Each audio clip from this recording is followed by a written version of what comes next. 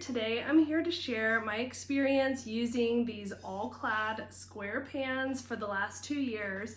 These are great pans because, as you can see, they're very shallow, so it makes it perfect for things like eggs or even pancakes. I've used these pretty much every weekend. I also put bacon in here, so I'll usually have eggs cooking, and then in the other side of the oven I'll have my bacon cooking. Because it has such a smooth non-stick surface, it's really easy to clean. Like, the eggs come off so easy. I only have to spritz a little bit of cooking oil. I'll usually use just like a little spritzer.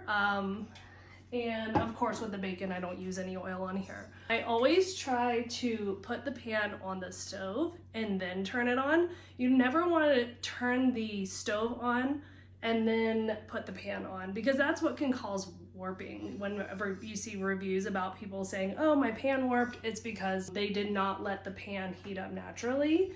And then I usually will also let it cool down all the way before I put it under water. Overall, I love these pans. I would not trade them for the world.